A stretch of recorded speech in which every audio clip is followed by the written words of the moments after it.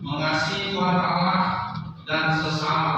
Kemudian tema kita untuk kita hayati bagaimana mengasihi Tuhan Allah dan mengasihi sesama. Nah, ada cerita tentang pendaki gunung tahun 90-an, 97 dan sudah diberikan pada saat itu, yaitu tentang seorang bapak dan dua orang anaknya pada saat mendaki gunung Everest yang tertinggi sekali.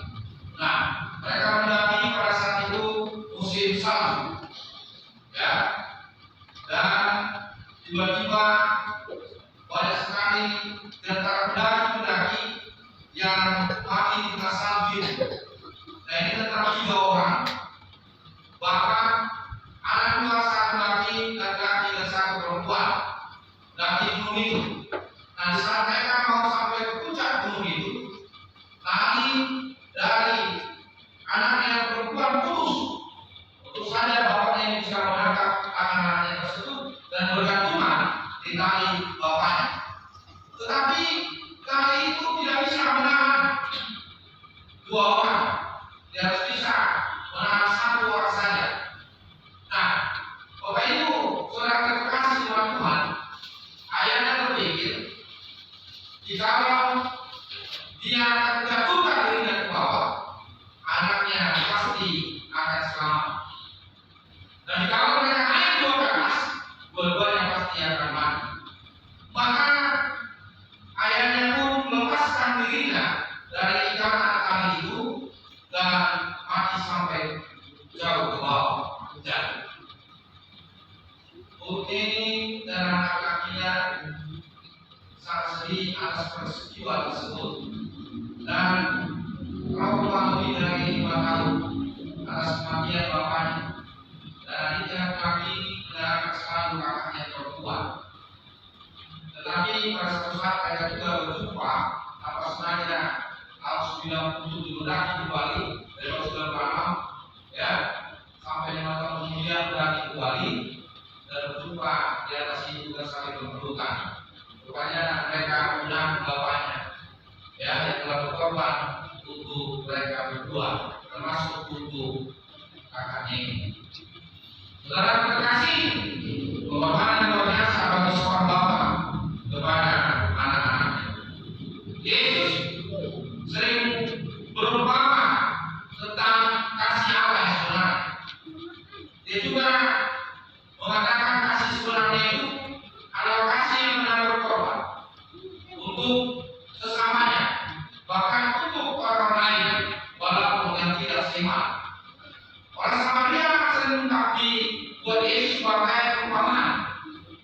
Ada seorang Samaria yang dirampok dan hampir mati di tengah jalan, tetapi orang Yahudi datang dan melihat dan membiarkan orang itu. Ya, kemudian datang lagi orang yang lain melihat, tapi biarkan orang itu. Kemudian ada yang ketiga, orang yang dianggap mereka sebagai orang berdosa, menolong orang tersebut dan membawanya ke suatu tempat dan merawatnya dan memberikan uang kepada tempat penginapan itu untuk merawat dan luka ini. Jadi Yesus katakan, manakah di antara mereka ini yang hidup di dalam kasih Tuhan? Yang nomor 3 itulah datang bukan hanya melihat saja, tetapi berbuat, bahkan merawat dan memberikan uangnya untuk merawat dia sampai sembuh.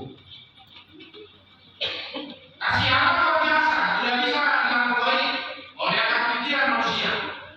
Karena hukum Allah yang paling utama di tradisi Yahudi dalam perjanjian lama itu adalah mengasihi Allah. Wajib untuk tahun itu mereka lakukan karena semua isinya adalah mengasihi Allah.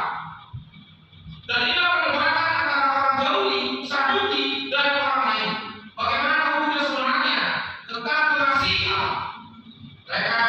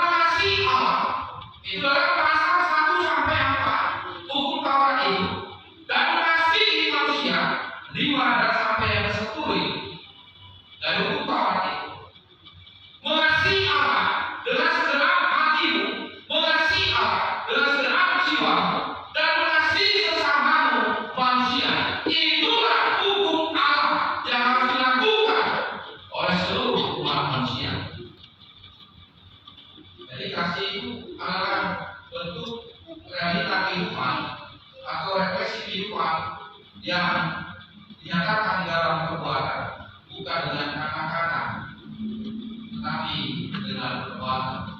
Kalau kita sering melihat film pada tahun 90-an, 80-an, itu siapa yang sering lihat di benua kapal apa itu? Apa namanya? Yang pulang di lautan es. Titanic. Apa? Titanic. Nah, Titanic itu misalnya bukan tentang kapal itu yang diambil, tapi tentang cinta kasih seorang manusia, ya, antara perempuan dan laki-laki.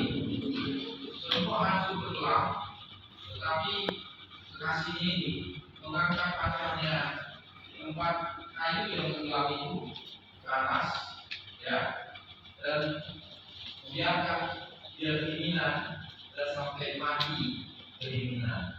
Akhirnya si perempuan ini melepaskan tangan kekasihnya ini. Bila ada pertolongan dia cari duit, akhirnya mati dan dapat dia duit itu ada yang benar dan salah. Kisah tentang cinta kasih pengorbanan. Bisa saja si laki ini naik atas itu dan selamat di kayu dalam musik, tapi dengan cinta kasih cerita kita ini dia berkorban. Dia angkatnya pacarnya ke tempat itu, dia pegang kayu itu dan kedinginan sampai mati membeku. Demikian juga Tuhan Yesus. Nah, ini ayat 16 mengatakan, karena putuslah kasih Allah ini, maka Ia membiarkan Anak Tunggal mematikan, supaya setiap orang percaya tidak binasa, mereka beroleh hidup yang tetap. Itu semua karena kasih Allah. Yesus datang ke dunia ini karena kasih Allah. Karena manusia sudah jatuh dalam dosa, maka setiap datang kepada manusia mengenapi hukum Taurat itu, yaitu Yesus sendiri. Dan dia harus mati mengorbankan dirinya. Maka yang tidak berdosa menjadi berdosa karena manusia berdosa. Yang tidak seharusnya disalibkan tersalib karena dosa manusia. Yang seharusnya tidak mati karena dosa manusia. Jadi itu pengorbanan yang luar biasa oleh Allah sendiri. Nah, ini juga mau dikatakan oleh Tuhan Yesus sendiri. Mampukah kita mengasihi sesama kita?